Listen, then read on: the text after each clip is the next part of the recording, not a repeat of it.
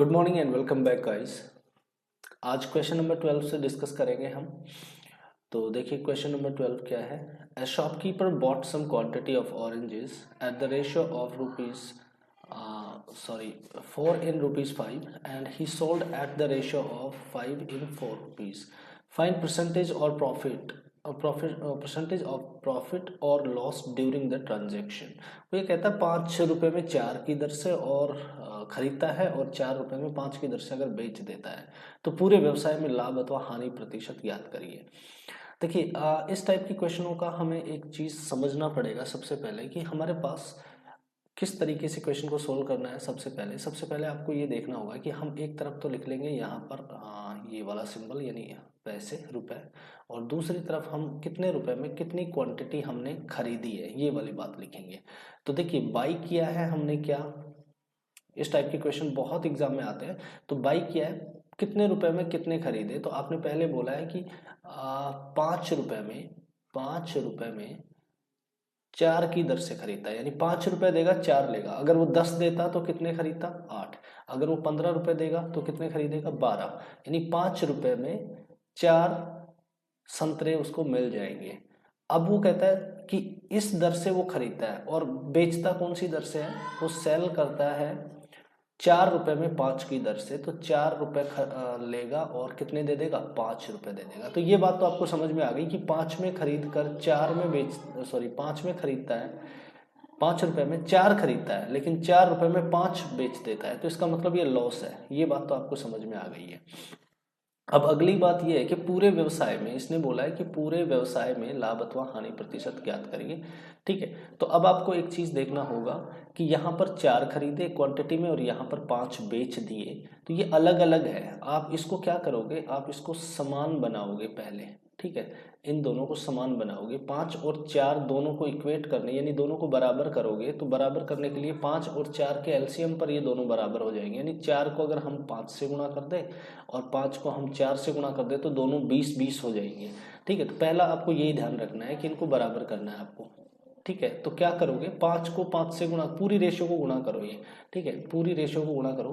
कितने रुपए में कितने खरीद रहे हो आप, 5 गुणा 5 कितना होगा 25। तो इसका मतलब अगर 5 रुपए में 4 खरीद रहे हो तो 25 रुपए में कितना खरीदोगे आप, 20 खरीदोगे।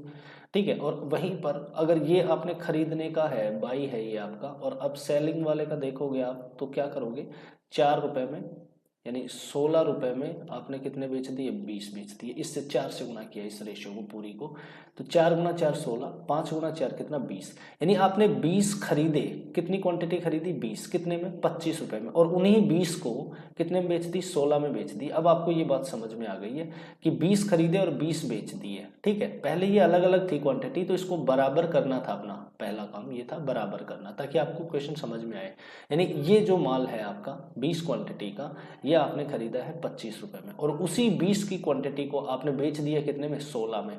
तो अब आपको ये पता चल गया कि यहां से खरीदा कितने में 25 में, बेचा कितने में आपने 16 में। तो यहां से 9 रुपए का लॉस हो गया, 9 रुपए का क्या हुआ, लॉस हो गया आपको। ठीक है, और अब अगर आपको लॉस परसेंटेज देखना है तो क्या करोगे आप, लॉस परसेंटेज के लिए आप करोगे 9 रुपीज कितने पर लॉस हुआ है, 25 रुपए पर, 25 रुपए पर लॉस हुआ है। यानी आप हमेशा क्रय मूल्य पर ज्ञात करते हैं 25 पर। तो अगर आप 100 से गुणा कर दोगे इसको तो कितना आ जाएगा, ये 4 से कटेगा और ये आपका आया 36% लॉस आ गया। यानी आपके आंसर होंगे यहाँ पर डी ऑप्शन। ठीक है, तो ये बात आप समझ पाए होंगे, यहाँ पर 36% आपने लॉस कर लिया है। इसी तरीके से नेक्स्ट क्वेश्चन देखिए। अब नेक्स्ट क्वेश्चन क्या कह रहा है, नेक्स्ट क्वेश्चन कह रहा है कि 3 रुपए में 4 की दर से उतने ही संतरे खरीदे जितने 4 रुपए में 3 की दर से खरीदता है। ठीक है, यानी वो 2 बार खरीदेगा इस बार, और फिर वह 3 रुपए में 2 की दर से बेच देगा। तो अब क्या करेगा वो, 3 रुपए में 2 की दर से अगर बेचता है तो क्या कर रहा है, देखिए मैं लिख रहा हूं यहां पर बाई, और बाई कितने का किया है उसने, यहाँ पर मैं रुपीस और यहाँ पर मैं क्वांटिटी। ठीक है, तो रुपीस कर रहा है पहली बार में, 3 रुपए में 4 की दर से खरीदता है, और फिर दूसरी बार, ये पहला बाई है और ये दूसरी बार उसने कितना खरीदा, उतने ही संतरे, सेम संतरे बोला है उसने। ठीक है, 4 रुपए में 3 की दर से खरीदता है। तो 3 रुपए में 4 और 4 रुपए में 3 की दर से खरीदता है, लेकिन ये बराबर होना चाहिए, बोला है उसने क्वांटिटी क्या है, बराबर है। तो इसको 3 से गुणा करो, इसको 4 से गुणा करो, तो देखो ये 12 और ये 12 हो गया। तो अब आप पूरी रेशो को गुणा करके लिखोगे, कैसे लिखोगे, 3 गुणा 3 कितना होगा,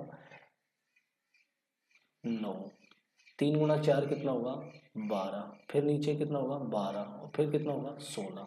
तो ये तो आपका है बाय 1, ठीक है, बाय 1, यानी पहली बार बाय किया था वो खरीदा था, और दूसरी बार खरीदा था वो आपका ये है।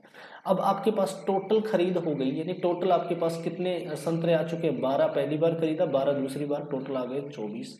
और ये टोटल कितने रुपए खर्च किया आपने, 25 रुपए में 24 आपने टोटल बाई किया है। कितना किया है, टोटल बाई किया है, टोटल बाई कर लिया आपने 25 रुपए में 24। ये बात आपको समझ में आ चुकी है।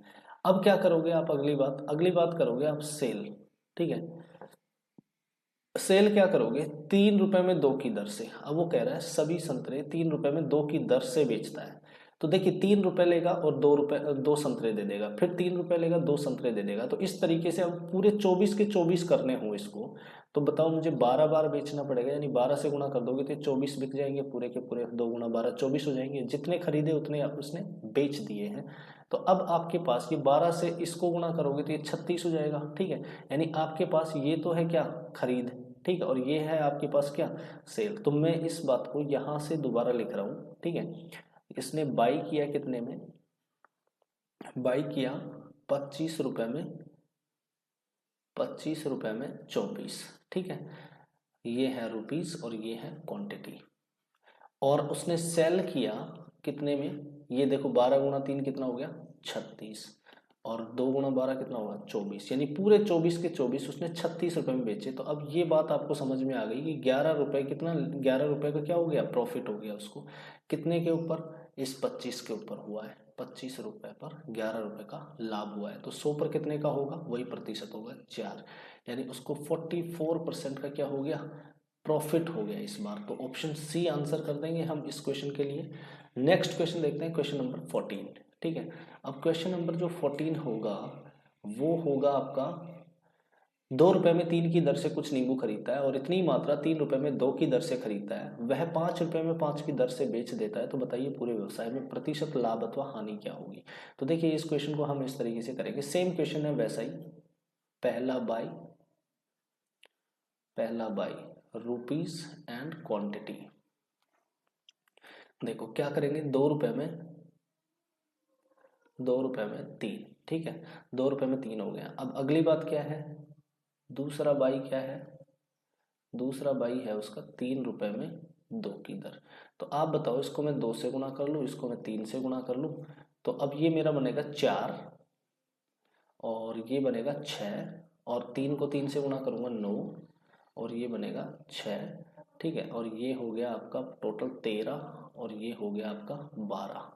यानी आपके पास जो टोटल बाई आई है वो आई है, यानी टोटल आपने खरीद कितने की करी है, 13 रुपए में 12 नींबू आपने खरीद लिए हैं। और अब कहता है बाय और सेलिंग क्या है इसकी, सेलिंग है 5 रुपए में 5। देखो 5 रुपए में 5, तो पक्की बात है अगर मैं ऐसे देखूं कि मुझे खरीद जो हुई थी वो हुई है 13 रुपए में 12, और जो बेचा है मैंने, बेचा है वो 5 रुपए में 5 बेच रहा है, तो पक्की बात है 12 में 12 भी बेचेगा, ठीक है। ये पूरे के पूरे 12 अगर मैं बेच दूं तो 12 रुपए लेगा।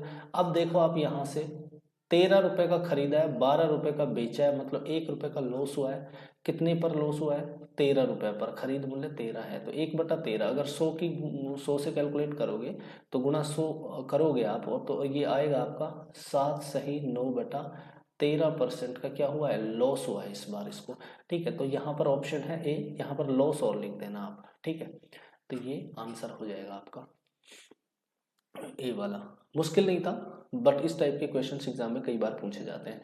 और क्वेश्चन नंबर 15 को देखते हैं, when price of sugar is increased by 20%, a housewife get 5 kg less sugar in ₹100, find original price of sugar per kg।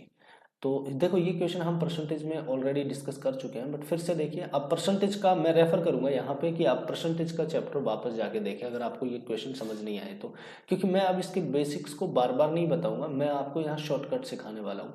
20% की वृद्धि हो रही है, मान लिया उसका क्या था प्राइस, पहले 100 था, ठीक है। अब कितना हो गया, अब हो गया 120, यानी 20% का क्या हो गया, वृद्धि हो गया, तो ये हो गया 120। अब 120 खरीदता था क्वांटिटी, अब कितनी खरीदने लग गया, 100, यानी कितना कम खरीद रहा है, 20 कम। कितने पर, 120 पर, पहले 120 खरीदता था। तो अगर मैं इसको काट दूं तो एक कम खरीदेगा कितने पर, 6 पर। अगर 120 पर 20 कम खरीद रहा है, अगर मैं इसको थोड़ा हल्का कर लेता हूँ, यानी काट लेता हूँ, तो 1/6 आएगा, यानी 6 पर एक कम। जबकि यहाँ पर कितना कम, 5 कम, 5 किलो कम। एक कम का मतलब क्या है, 5, एक की वैल्यू 5, तो 6 की वैल्यू कितनी होगी, 5 से गुणा करोगे तो 30 होगी कि नहीं होगी। अब अगर आपके पास 30 केजी आ रहा है पहले, ठीक है, अब वास्तविक जो मूल्य है, वास्तविक मूल्य जो है वो क्या होगा कि आपने वास्तव में कितना खरीदते थे, पहले आप 30 केजी खरीदते थे, ठीक है, 30 केजी खरीदते थे। अब 5 केजी कम खरीद रहे हो, तो अभी कितना खरीदते हो, 25 केजी, ठीक है। लेकिन आपने जो वास्तविक मूल्य ज्ञात करना है ना, वो मूल्य इस तरीके से ज्ञात होगा कि आपके पास कितने रुपए थे टोटल, 100। अगर मैं इस 100 रुपए में 30 केजी जो मैं खरीदता था पहले उसका भाग दे दूं तो 10/3, यानी 3 सही 1/3 रुपए पर केजी का भाव आएगा, ठीक है। तो ये मेरा क्या होगा, आंसर होगा इस क्वेश्चन का। मैं फिर से कह रहा हूँ कि अगर किसी ने ये क्वेश्चन समझ नहीं आ रहा है किसी को, तो आपको ये प्रतिशत का चैप्टर वापस से देखना पड़ेगा। वहाँ हम बिल्कुल बेसिक से इन चीज़ों को डिस्कस कर चुके हैं। यहाँ तो सिर्फ और सिर्फ रिविजन चल रहा है इन टाइप के क्वेश्चनों का। फिर से सेम टाइप का क्वेश्चन है आगे, तो क्या करोगे, 20% की कमी हो रही है, 100 था भाव, क्या कर दिया आपने, 80 कर दिया, ठीक है। 20% का क्या किया, लॉस कर दिया इस बार यहाँ पे, किसमें, मूल्य में। तो अब क्या कर रहे हो आप, अब आप 20 ज़्यादा खरीदने लग जाओगे, कितने पर, 80 पर। 80 पर 20 ज़्यादा खरीद रहे हो, मतलब आप 1 पर 4, 4 पर 1 ज़्यादा खरीद रहे हो। अब वो कह रहा है कि 5 किलोग्राम अधिक खरीद पाता है इस बार, यानी 1 की वैल्यू कितनी है, 5 है, तो फिर 4 की वैल्यू कितनी होगी, 5 से गुणा करो तो 20 आएगी। अब वो कह रहा है कि वास्तविक मूल्य ज्ञात करो, फिर से वही 100 रुपये है आपके पास फिर से।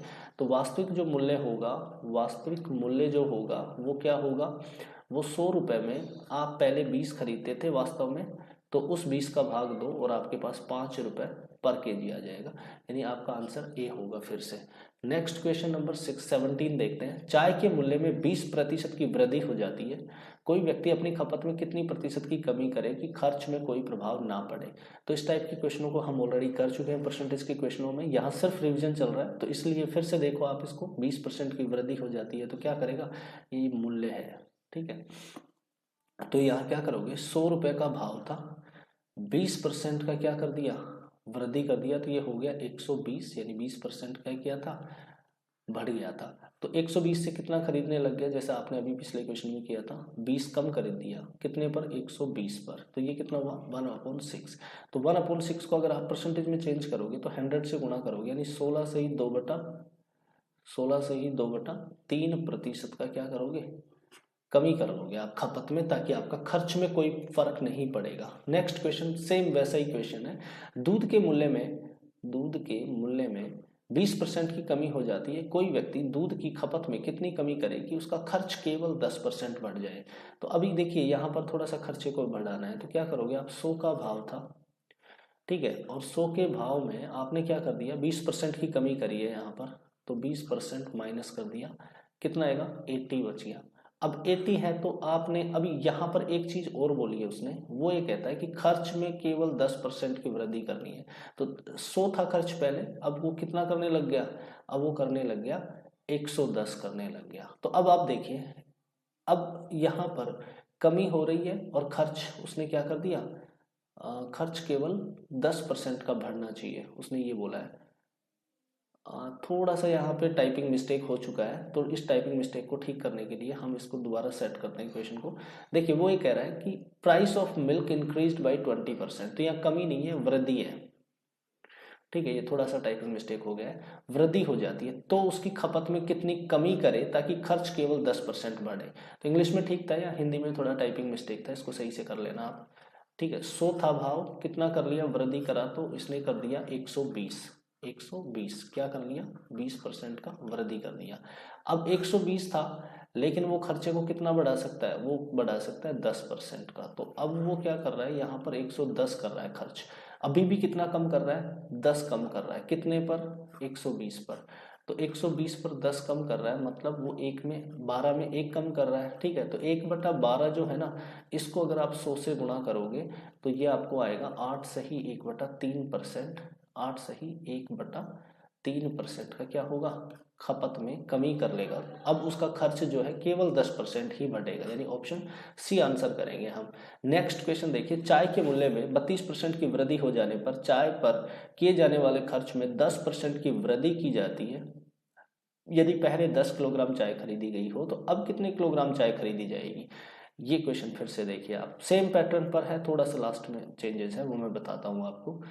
तो चाय के मूल्य में 32% की वृद्धि करेगा, क्या करेगा, सबसे पहले 100 था भाव, 32% की वृद्धि कर दिया तो कितना आएगा, 132, यानी 32% का क्या कर दिया उसने, वृद्धि की है, प्लस कर दिया। अब वो कह रहा है खर्च में 10% की वृद्धि, यानी खर्च पहले 100 था तो इसमें 10% की वृद्धि करेगा तो वो कितना आ जाएगा, 110 आ जाएगा। अब आपको ये देखना है कि 132 से 110 यानी कितना कम हो रहा है, 22, कितने पर, 132 पर, 132 पर 22 कम हो रहा है। अब आपको क्या करना है, इसमें ऐसे काट लेना है और काट के देखना है 1/6, ये 6 पर 1 कम हो रहा है। अब जबकि वहां पर ये कह रहा है कि पहले कितना किलोग्राम चाय था, 10, यानी पहले कितनी खरीदी जा रही थी अपने पास रेशियो में 6, तो 6 की वैल्यू अगर 10 है तो 1 की वैल्यू क्या होगी ये देखना है, तो 10/6 होगी, यानी आपके पास ये आएगी 5/3, 1 की वैल्यू 5/3। अब आपको देखना क्या है कि अब कितने किलोग्राम चाय खरीदी जाएगी। अब वास्तव में पहले 6 थी, 6 पर अब 1 कम कर दिया, तो अब आपके पास अब 6 - 1 मतलब 5 kg खरीदेगा, ठीक है। एक तरीके से 5 रेशियो में, ये अलग है, इस चीज को हटा देते हैं एक बार, ठीक है। 5 kg, यहाँ पर जो रेशियो था, रेशियो के हिसाब से अगर मैं बात करूं तो ये देखना है कि पहले 6 था, 1 कम हो गया तो अब कितना, 5, तो यहाँ पर इस 5 से गुणा करना पड़ेगा। यानी अब आप क्या करोगे, 5 का वैल्यू अगर देखना चाहो तो 5/3 गुणा 5 करोगे तो ये आएगा 25/3, और ये आएगा आपका 8 सही 1/3 kg, ठीक है। वास्तव में ओरिजिनल कितना खरीदेंगे हम, अब खरीद पाएंगे हम 8 से 1/3 किलोग्राम, ठीक है। नेक्स्ट क्वेश्चन देखते हैं हम, 9 किलोग्राम चावल की कीमत 4 किलोग्राम चीनी के बराबर है।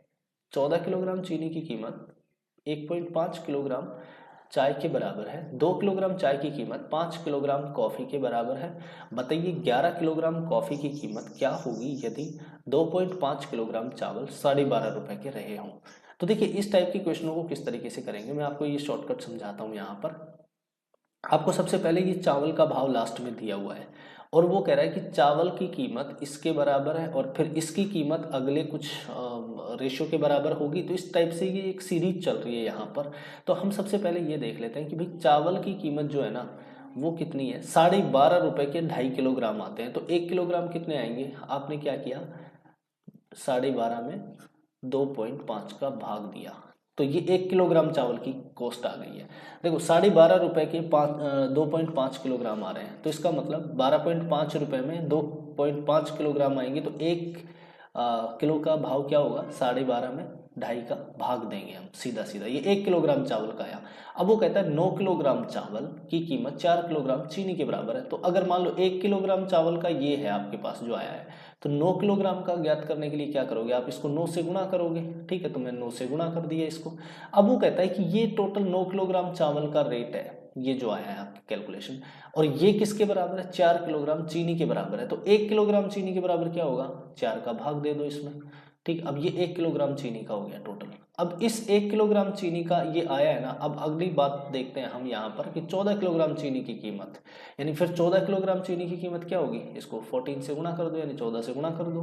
अब कहता है कि वो 1.5 किलोग्राम चाय के बराबर है, यानी ये जो है ना ये पूरा 1.5 किलोग्राम चाय के बराबर है। तो 1 किलोग्राम चाय के बराबर क्या होगा, 1.5 का भाग दे दो, यानी ये सेम सीरीज आगे चलती रहेगी ऐसे ही। फिर कहता है 2 किलोग्राम चाय की कीमत, तो इसका मतलब फिर 2 का ज्ञात करना है तो 2 से गुणा करो। फिर वो कहता है कि वही, तो फिर 2 किलोग्राम चाय की कीमत जानने के बाद वो ये कहता है कि यही 5 किलोग्राम कॉफ़ी के बराबर है, यानी ये सब कितने के बराबर है, 5 किलोग्राम कॉफ़ी के बराबर है। तो फिर 1 किलोग्राम कॉफ़ी के बराबर क्या होगा, 5 का भाग दो, 1 किलोग्राम कॉफ़ी का आ जाएगा। फिर कहता है कि अगर तो बताइए 11 किलोग्राम कॉफ़ी का कीमत क्या होगा, तो फिर आप 11 से गुणा कर दोगे इसको, ठीक है। अब कहता है आगे कुछ नहीं है, तो मतलब ये 11 किलोग्राम कॉफ़ी का रेट लास्ट में निकल के आ जाएगा। अब इसको हम काटते हैं, मान लो। अब कैसे काटेंगे, देखिए ये 2.5 है, ये कितना है 12.5, और ये है 2.5 एंड 5, 5 को अगर 2.5 से गुणा करेंगे तो 12.5 आ जाएगा, यानी ये कट गया, कैंसिल हो गया। अब आता है अपने पास ये, इस पॉइंट को मैं हटा दूँ तो यहाँ एक जीरो लगा दूँ। अब ये 15 हो गया, ये 90 हो गया, तो ये हो गया 15 और ये हो गया 90, यानी ये हो गया आपका 6 से कट चुका है ये। अब मैं इसको देखता हूँ तो 4 को, तो ये तो बन गया मेरा 1 खत्म, और ये हो गया मेरा 3, ठीक है। अब मेरे पास हो गया 42, 14 गुना 3 और 11, 11 को 42 से मैं अगर गुणा करता हूँ तो 462 आएगा मेरे पास आंसर, यानी इस क्वेश्चन का आंसर आएगा अपने पास 462। क्या करना था, 12.5 में 2.5 का भाग दो, और फिर उसके बाद 9/4, फिर उसके बाद 14/1.5, फिर उसके बाद 2/5 एंड फिर 11 से गुणा कर दो, ठीक है। ये आंसर इस तरीके से मिलेगा। फिर से करना इस क्वेश्चन को समझकर।